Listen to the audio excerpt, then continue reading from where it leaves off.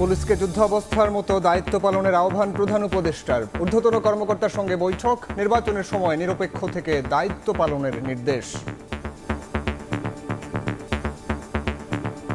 আমরা যুদ্ধাবস্থার মধ্যে আছি, এই যুদ্ধাবস্থার থেকে আমাকে জয়ী ফিরে আসতে হবে, বেঁচে আসতে হবে। নির্বাচন আসছে, নানা রকমের সমস্যা হবে, নানা রকম চাপ আসবে, আমাদের সেখানে শক্ত থাকতে হবে। ছাত্রদের দল হোক, সে পুরানা দল হোক, নতুন দল হোক, কিছু হয় না বলে আমরা আইনের ভেতরে। দেখছিলেন প্রধান শিরোনাম। রাত 11টার সময় সঙ্গে আছি আমি সাইফুল রুদ্র। এবার অন্যান্য শীর্ষ সংবাদ। 1-11 মতো মিডিয়া ট্রায়ালের মুখোমুখি করা হচ্ছে বিএনপিকে। অভিযোগ তারেক রহমানের, সব ষড়যন্ত্র ব্যর্থ করে জয়ী হওয়ার প্রত্যয় মির্জা ফখরুলের। সংস্কার কমিশনের সুপারিশের সঙ্গে ভিন্নমত জানিয়ে ইসির চিঠি। প্রবাসীদের প্রক্সি ভোট গ্রহণে ওআইসি দেশগুলোর সহযোগিতা কামনা। কূটনীতিকদের সঙ্গে বৈঠক। শিশু ধর্ষণের বিচারে হবে আলাদা ট্রাইব্যুনাল।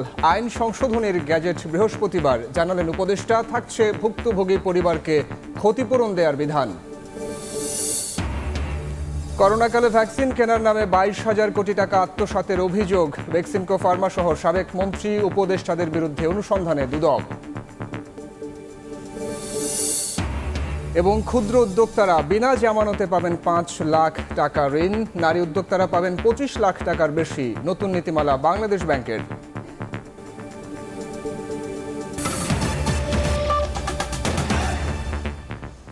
দেশ এখন যুদ্ধাবস্থায় আছে উল্লেখ করে পুলিশকে যুদ্ধাবস্থার মতো দায়িত্ব পালনের আহ্বান জানিয়েছেন প্রধান উপদেষ্টা ডক্টর মোহাম্মদ ইউনূস।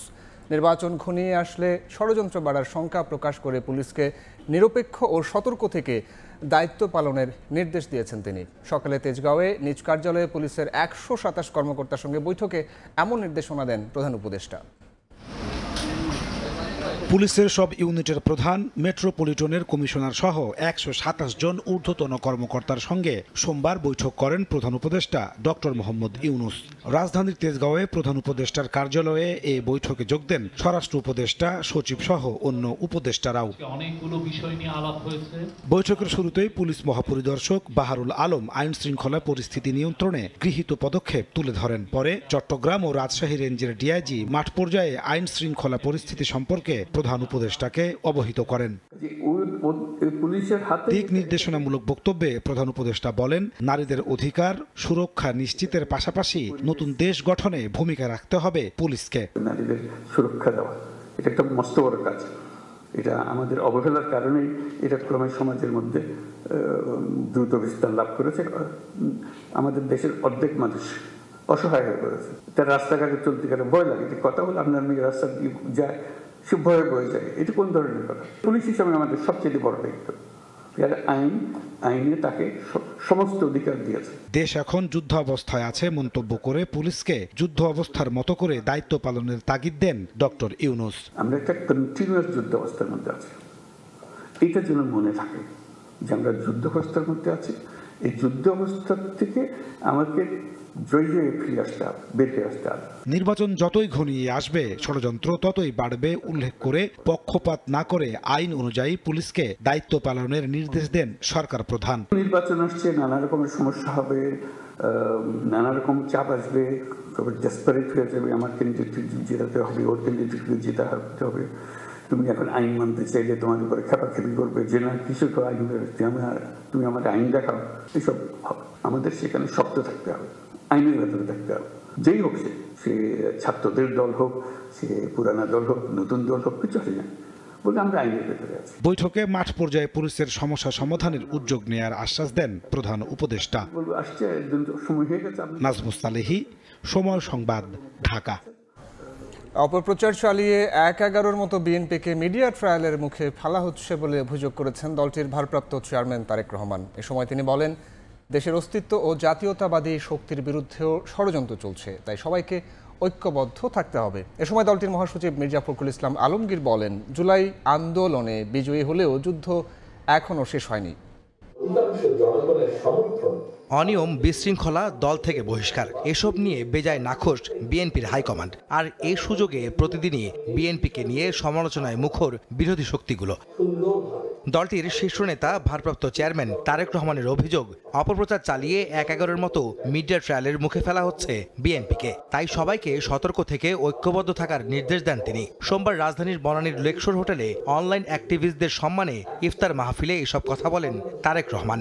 বাংলাদেশের গণতন্ত্রের ভিত্তির বিরুদ্ধে যে ষড়যন্ত্র ছিল, একটি ষড়যন্ত্র আবারও শুরু হয়েছে। আগামীতে যদি একটি স্বচ্ছ নিরপেক্ষ নির্বাচন হয়, বাংলাদেশের মানুষের অধিকাংশ ভোটারের সমর্থন এই দল পাওয়ার সম্ভাবনা যত বেশি উজ্জ্বল হয়েছে, তত বেশি দেখেছেন বিএনপিকে মিডিয়া ট্রায়ালের সম্মুখীন করা হচ্ছে। একটি মহল বা যারা ষড়যন্ত্র করছে বাংলাদেশ জাতীয়তাবাদী দল, বাংলাদেশি জাতীয়তাবাদী শক্তির বিরুদ্ধে, একই সাথে দেশের স্বাধীনতা সার্বভৌমত্বের বিরুদ্ধে, তারা তাদের অবস্থান থেকে তাদের সাথে যে সকল মিডিয়া হাউসের সম্পর্ক আছে তাদের মাধ্যমে ঠিক 1/11-এর সময় যেভাবে বিএনপিকে মিডিয়া ট্রায়ালের সম্মুখীন করা হয়েছিল, ঠিক একইভাবে এরকম একটি প্রেক্ষাপট ধীরে ধীরে তৈরি করার চেষ্টা তারা করছে। একই অনুষ্ঠানে বিএনপির মহাসচিব মির্জা ফখরুল ইসলাম আলমগীর বলেন, ফ্যাসিস্ট বিদায় হলেও যুদ্ধ এখনো শেষ হয়নি। সব ষড়যন্ত্র ব্যর্থ করে নতুন যুদ্ধে জয়ী হওয়ার প্রত্যয় ব্যক্ত করেন তিনি। আমাদের যুদ্ধ শেষ হয়নি। 5ই আগস্টে আমরা একটা বিজয় অর্জন করেছি, এখন নতুন করে আবার আমাদের যুদ্ধ শুরু হয়েছে। এই যুদ্ধ হচ্ছে আমাদের অস্তিত্বের, এই যুদ্ধ হচ্ছে আমাদের রাজনীতির, এই যুদ্ধ হচ্ছে আমাদের জনগণকে তার অভিষ্ট লক্ষ্যে পৌঁছে দেওয়ার। চক্রান্ত শুরু হয়েছে, সেই চক্রান্তকে ব্যর্থ করে দিয়ে আমাদের যোদ্ধারা তারা পারবেন এই যুদ্ধে জয়ী হতে, এই বিশ্বাস আমার আছে। এদিন জাতীয় সংসদের এলডি হলে ডক্টর অ্যাসোসিয়েশন অব বাংলাদেশ ড্যাব আয়োজিত ইফতার মাহফিলে যোগ দেন বিএনপির স্থায়ী কমিটির সদস্য নজরুল ইসলাম খান। গণতন্ত্র বিরোধী ষড়যন্ত্র ঐক্যবদ্ধভাবে রুখে দেওয়ার আহ্বান জানান তিনি। একটা অর্জন হয়েছে, ফ্যাসিবাদের পতন হয়েছে, কিন্তু গণতন্ত্র পুনঃপ্রতিষ্ঠার চেষ্টা আমাদের চালিয়ে যেতে হবে। এই ব্যাপারে যে কোনো ষড়যন্ত্র, যে কোনো অপচেষ্টা রুখে দেওয়ার জন্য আমাদের ঐক্যবদ্ধ থাকতে হবে। এদিকে রাজধানীর পল্লবীর কালশী এলাকায় রাষ্ট্র মেরামতের 31 দফার কর্মশালার শেষ কর্মসূচিতে ঢাকা মহানগর উত্তর বিএনপির আহ্বায়ক আমিনুল হক দাবি করেন, এখনও রাষ্ট্র কাঠামোর বিভিন্ন জায়গায় বসে ষড়যন্ত্র করছে পতিত স্বৈরাচারের দোসররা। সাধারণ মানুষের কাছে পৌঁছে দিতে চাই। আহমেদ সালেহীন, সময় সংবাদ, ঢাকা। মজলুম যে কোনো দল বা ধর্মের হোক, তার পাশে থাকবে জামায়াত। বরগুনায় টাউন হল মাঠে পথসভায় একথা বলেন দলটির আমির ডাক্তার শফিকুর রহমান। এর আগে শহরের কালীবাড়ি এলাকায় মেয়েকে ধর্ষণ ও বাবাকে খুনের ঘটনায় ভুক্তভোগী পরিবারের সঙ্গে সাক্ষাৎ করেন জামায়াত ইসলামের আমির। নিহত মন্টু চন্দ্র দাসের পরিবারের শিশু সন্তানদের লেখাপড়া ও চিকিৎসা খরচসহ সব ব্যয়ভার বহনের ঘোষণা দেন তিনি। ভুক্তভোগী পরিবারটির পাশে দাঁড়ানোয় বিএনপিকেও ধন্যবাদ জানান জামায়াত আমির।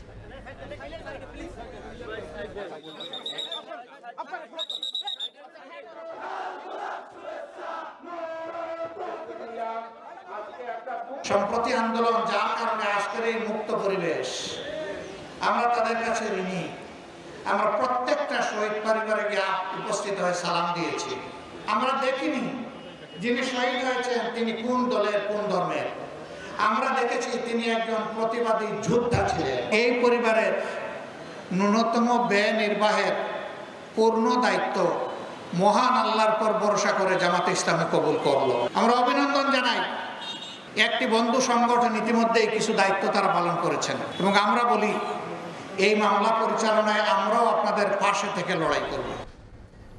সংস্কার কমিশনের সুপারিশের সঙ্গে ভিন্ন মত জানিয়ে চিঠি দিয়েছে ইসি। কমিশনের দায়বদ্ধতা ও কমিশনারদের শাস্তির বিধান ও সীমানা নির্ধারণে স্বতন্ত্র কমিশন গঠনসহ অন্তত 10টি বিষয়ে ভিন্নমত জানিয়েছে সাংবিধানিক প্রতিষ্ঠানটি। এদিকে প্রবাসীদের প্রক্সি ভোট গ্রহণে ওআইসিভুক্ত দেশগুলোর সহযোগিতা চেয়েছে নির্বাচন কমিশন। জাতীয় নির্বাচনের সহযোগিতা নিতে চলতি মাসের প্রথম সপ্তাহে ওআইসিভুক্ত 19টি দেশের মিশন প্রধানদের আমন্ত্রণ জানায় নির্বাচন কমিশন। এর মধ্যে সোমবার ইসিতে আসেন 10টি দেশের প্রতিনিধিরা। বেলা 11টায় নির্বাচন ভবনে প্রতিনিধিদের সঙ্গে বৈঠক করেন প্রধান নির্বাচন কমিশনার, 3 কমিশনার ও ইসি সচিব।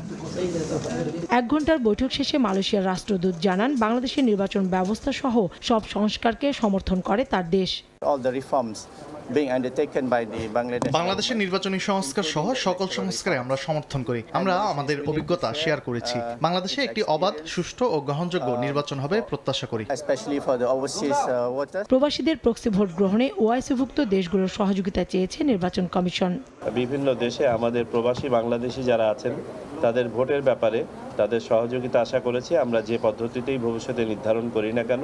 এদিন নির্বাচন ব্যবস্থা সংস্কার কমিশনের অন্তত 10টি বিষয়ে ভিন্নমত জানিয়ে চিঠি দিয়েছে কমিশন। ভিন্নমত জানানো সুপারিশগুলোর মধ্যে রয়েছে ইসির দায়বদ্ধতা ও কমিশনারদের শাস্তির বিধান, সংসদীয় আসনের সীমানা নির্ধারণে স্বতন্ত্র কমিশন গঠন, নির্বাচনের পর 48 ঘন্টার মধ্যে ফলাফল গেজেটের সার্টিফাই করার বিষয়। ইসির দায়বদ্ধতা এবং কমিশনারদের বিরুদ্ধে শাস্তিমূলক ব্যবস্থা হিসেবে এটা ইসির দায়বদ্ধতা তো আছেই। শর্তভঙ্গ করলেন সুপ্রিম জুডিশিয়াল কাউন্সিল বা অন্যান্য ব্যবস্থায়। রিটার্নিং অফিসার সন্তুষ্ট না হয়ে তো ফলাফল দিচ্ছেন না, নাম্বার 1। আর নাম্বার 2 হচ্ছে যে এটা গেজেট হচ্ছে, দ্যাট ইজ দ্য সার্টিফিকেশন। ইসির চিঠি পর্যালোচনা করে এ বিষয়ে পরবর্তীতে মতামত জানানোর কথা জানিয়েছে সংস্কার কমিশন। কাউসারা চৌধুরী, কুমু, সময় সংবাদ, ঢাকা। নারী ও শিশু নির্যাতন দমন আইন সংশোধনের খসড়ায় নীতিগত অনুমোদন দিয়েছে উপদেষ্টা পরিষদ। গেজেট প্রকাশ বৃহস্পতিবার বিকেলে রাজধানীর ফরেন সার্ভিস একাডেমিতে সংবাদ সম্মেলনে আইন উপদেষ্টা জানান, শিশু ধর্ষণ মামলা গুরুত্বের সঙ্গে বিচারে গঠন করা হচ্ছে বিশেষ ট্রাইব্যুনাল। সংশোধিত আইনে ভুক্তভোগী পরিবারকে ক্ষতিপূরণ দেওয়ার বিধান রাখা হয়েছে। আর পরিবেশ উপদেষ্টা জানান, আলামত পরীক্ষার জন্য আরও 2টি ডিএনএ ল্যাব প্রতিষ্ঠার সিদ্ধান্ত হয়েছে।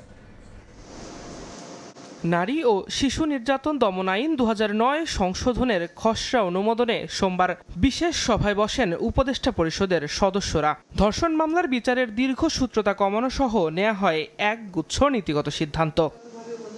বৈঠক শেষে রাজধানীর ফরেন সার্ভিস একাডেমিতে প্রেস ব্রিফিং করেন 2 উপদেষ্টা। পরিবেশ উপদেষ্টা সৈয়দা রিজওয়ানা হাসান জানান, ধর্ষণের আলামত পরীক্ষা করতে বর্তমানে দীর্ঘ সময় লাগছে, তাই ডিএনএ পরীক্ষার জন্য চট্টগ্রাম ও রাজশাহীতে 2টি বিশেষ ল্যাব প্রতিষ্ঠার সিদ্ধান্ত হয়েছে। ধর্ষণের বিচারের ক্ষেত্রে বিলম্ব হওয়ার একটা বড় কারণ হচ্ছে পর্যাপ্ত পরিমাণ ডিএনএ ল্যাব না থাকা। এই মুহূর্তে একটি মাত্র আছে। আজকে সিদ্ধান্ত হয়েছে যে আমরা চট্টগ্রামে এবং রাজশাহীতে দ্রুততার সাথে আরো 2টা ডিএনএ ল্যাব স্থাপন করব।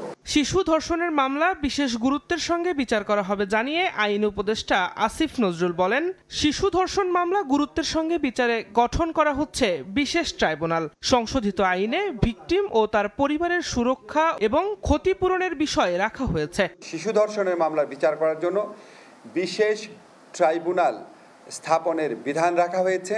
আদালত যদি মনে করে ডিএনএ সার্টিফিকেট ছাড়াই মামলা দ্রুত বিচার করার জন্য মেডিকেল সার্টিফিকেট এবং পারিপার্শ্বিক সাক্ষ্যের ভিত্তিতে বিচার করবে। এছাড়া আমরা ভিকটিমদের প্রোটেকশনের জন্য বিভিন্ন ধরনের ব্যবস্থা করেছি, ওনাদেরকে ক্ষতিপূরণ দান করার ব্যবস্থা করেছি।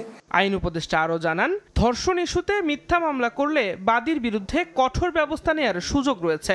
বিচার সম্পন্ন হওয়ার পর কোনো বিচারকের যদি মনে হয় উদ্দেশ্য প্রণোদিতভাবে মিথ্যা মামলা দেওয়া হয়েছে, তাহলে উনি স্বতঃপ্রণোদিতভাবে ব্যবস্থা গ্রহণ করতে পারবেন। সংশোধিত আইনের গেজেট প্রকাশ হবে বৃহস্পতিবার। এটা চূড়ান্ত অনুমোদন হয়ে যাবে। দিন মোহাম্মদ সাব্বির, সময় সংবাদ, ঢাকা। করোনা ভ্যাকসিন আমদানির নামে অন্তত 22,000 কোটি টাকা আত্মসাতের অভিযোগ উঠেছে বেক্সিমকো ফার্মা সহ সাবেক মন্ত্রী, উপদেষ্টা সহ শক্তিশালী চক্রের বিরুদ্ধে। দেশীয় প্রতিষ্ঠান গ্লোব বায়োটেককে বঙ্গোভ্যাক্স টিকা উৎপাদনের সুযোগ না দিয়ে আমদানির নামে লুটপাটের অভিযোগ অনুসন্ধানে নেমেছে দুদক। করোনার ভয়াল থাবায় মানুষ যখন দিশেহারা, তখন বঙ্গোভ্যাক্স নামে ভ্যাকসিন আবিষ্কারের ঘোষণা দেয় দেশীয় প্রতিষ্ঠান গ্লোব বায়োটেক। তবে আলোর মুখ দেখেনি ভ্যাকসিনটি। দুদকে আসা অভিযোগে বলা হচ্ছে, বঙ্গোভ্যাক্স উৎপাদনে অনুমোদনের উদ্যোগ নিলে গ্লোব বায়োটেকের কাছে যৌথ শেয়ার দাবি করেন বেক্সিমকো ফার্মার ভাইস চেয়ারম্যান ও শেখ হাসিনার উপদেষ্টা সালমান এফ রহমান। প্রতিষ্ঠানটি তাতে সায় না দেওয়ায় আমদানির পথ বেছে নেয় সালমান এফ রহমান, জাহিদ মালিক সহ বিগত সরকারের শক্তিশালী সিন্ডিকেট। এই অসাধু সিন্ডিকেটের শক্তির বলয়েই প্রায় 400 কোটি টাকা খরচ করেও আটকে যায় বঙ্গোভ্যাক্স। অন্যদিকে ভ্যাকসিন আমদানির মাধ্যমে চক্রটি অন্তত 22,000 কোটি টাকা পকেটে ভরে। এমন অভিযোগের অনুসন্ধানে এবার মাঠে নেমেছে Dudok. Salman F Rahman, Beximco pharma limited এবং অন্যান্যদের বিরুদ্ধে করোনা ভ্যাকসিন ক্রয়কে কেন্দ্র করে গড়ে ওঠা একটি অসাধু সিন্ডিকেট কর্তৃক 22,000 কোটি টাকা রাষ্ট্রীয় অর্থ আত্মসাতের অভিযোগের বিষয়ে অনুসন্ধানের সিদ্ধান্ত গৃহীত হয়েছে। এদিন যশোর আওয়ামী লীগের প্রভাবশালী নেতা ও সাবেক এমপি শাহিন চাকলাদার ও তার স্ত্রীর বিরুদ্ধে মামলা করেছে দুদক। অপরাধলব্ধ অবৈধ অর্থ জ্ঞাতসারে হস্তান্তর, স্থানান্তর এবং রূপান্তর করার অপরাধ অনুসন্ধানকালে প্রমাণিত হয়েছে। মামলায় চাকলাদার দম্পতির বিরুদ্ধে প্রায় 54 কোটি টাকার অবৈধ সম্পদ ও 341 কোটি টাকার সন্দেহজনক লেনদেনের অভিযোগ আনা হয়েছে। তাসলিম তৌহিদ, সময় সংবাদ, ঢাকা। এবার বাণিজ্য সংবাদ।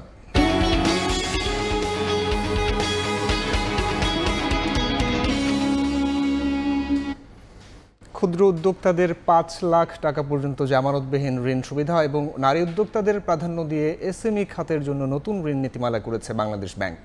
সম্পর্কের ভিত্তিতে নারী উদ্যোক্তাদের জামানত ছাড়া 25 লাখ টাকার বেশি ঋণ দিতে পারবে ব্যাংক। সোমবার মতিঝিলের প্রধান কার্যালয়ের সংবাদ সম্মেলনে নীতিমালার বিস্তারিত তুলে ধরেন কর্মকর্তারা।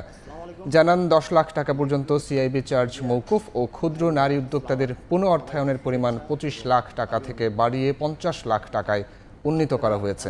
ঋণ প্রাপ্তি সহজ করতে প্রতিটি ব্যাংকে আলাদা শাখা খোলার নির্দেশ দেওয়া হয়েছে। নতুন উদ্যোক্তাদের কাছে যখন ব্যাংক যান তখন প্রথমবার লোন দেন ওইটাই নতুন উদ্যোক্তা, তাকে 2 লাখ টাকা দিতে লাগে। পরের বার যখন তাকে দিতে যান তখন তিনি আর নতুন উদ্যোক্তা থাকছেন না, কারণ উনি একবার লোন নিয়ে নিছেন। তখন তাকে ব্যাংক তার নিজের টাকায় বেশি ইন্টারেস্ট রেটে দেয়, তখন ওই উদ্যোক্তার জন্য এটা কঠিন হয়ে যায়। এই জন্য আমরা নতুন উদ্যোক্তার সংখ্যাকেও এবার বলেছি প্রথমবার ব্যাংক লোন নেওয়ার পর থেকে 4 বছর পর্যন্ত উনি নতুন উদ্যোক্তা হিসেবে ট্রিটেড হবেন। ঈদ কেনাকাটার খবর।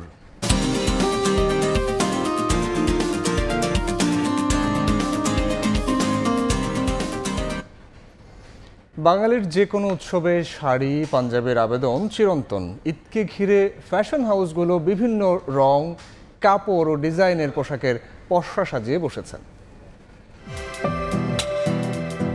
বাঙালি উৎসব আর শাড়ি পাঞ্জাবি, 12 মাসে 13 পার্বণ, নানান উৎসবের নানান রং, তবে শাড়ি পাঞ্জাবির আবেদন চিরন্তন।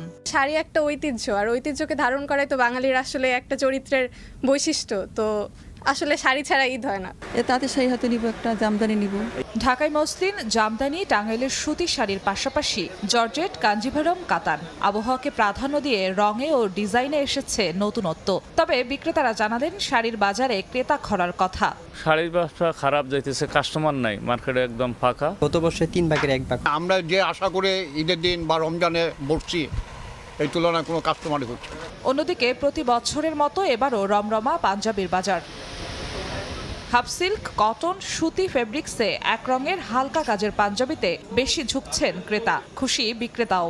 স্পেশালি ঈদটাকে উপলক্ষ রেখে পাঞ্জাবিটা পরতে আমরা স্বাচ্ছন্দ্য বোধ করি। পাঞ্জাবিটা দেখা গেছে যে 4 পর্যন্তই মানুষ কেনে আর কি। দিন গড়ানোর সঙ্গে সঙ্গে ক্রেতার সমাগম আরও বাড়ার প্রত্যাশা ব্যবসায়ীদের।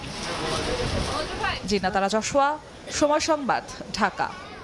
কাল উদ্বোধন হচ্ছে দেশের সর্ববৃহৎ যমুনা রেল সেতু। তবে সিঙ্গেল ট্র্যাক চালু হওয়ার পুরোপুরি সুফল পেতে আরও সময় লাগবে। কর্তৃপক্ষ বলছে নতুন প্রকল্পের মাধ্যমে ডাবল ট্র্যাক তৈরি করা হবে। যমুনা নদীর উপর অত্যাধুনিক রেল সেতু দৃশ্যমান, সব কাজ শেষ, এখন অপেক্ষা শুধু আনুষ্ঠানিক উদ্বোধনের। 50টি পিলার আর 49টি স্প্যানের উপর অত্যাধুনিক স্টিল প্রযুক্তির অবকাঠামোতে দাঁড়িয়ে থাকা ডাবল ট্র্যাকের সেতুটি 100 বছরের স্থায়িত্বের অঙ্গীকারে মাথা উঁচু করে জানান দিচ্ছে বাংলাদেশের সম্ভাবনাময় অগ্রযাত্রার কথা, যার শুভ সূচনা হতে যাচ্ছে 18 মার্চ। জাপান বাংলাদেশ যৌথ উদ্যোগে নির্মিত দেশের সবচেয়ে দীর্ঘ ও আধুনিক রেল সেতু। 4.8 কিলোমিটার দৈর্ঘ্যের প্রায় 16,800 কোটি টাকা ব্যয়ে নির্মিত এই সেতুটি কেবল প্রকৌশলগত বিস্ময় নয়, এটি যোগাযোগ, বাণিজ্য এবং অর্থনীতির নতুন দিগন্ত উন্মোচন করবে বলে প্রত্যাশা সংশ্লিষ্টদের। রেল এবং নিচে যে গার্ডার, তার ভিতরে কোনো স্লিপার নেই, সরাসরি রেলের যে স্ট্যান্ডার্ড তাতে আমরা লোড ড্রাইভার করবো। এদিকে দুই প্রান্তের সিঙ্গেল ট্র্যাকের কারণে যমুনা রেল সেতুর পুরোপুরি সুবিধা পেতে দেরি হওয়ার কথা স্বীকার করে সমস্যা নিরসনের কাজ চলছে বলে জানান রেলওয়ের মহাপরিচালক। দুই পারে যে ট্রেন যে আমাদেরকে প্রতিটা চেক করে যমুনা ব্রিজ পার করতে হয়, সেই জিনিসটা আর প্রয়োজন হবে না। সেতুটি নির্মাণের ফলে উত্তরবঙ্গের 23 জেলার শুধু যোগাযোগ ব্যবস্থার উন্নতি নয়, মিলবে অর্থনৈতিক সুফলও। সময় সংবাদ, টাঙ্গাইল।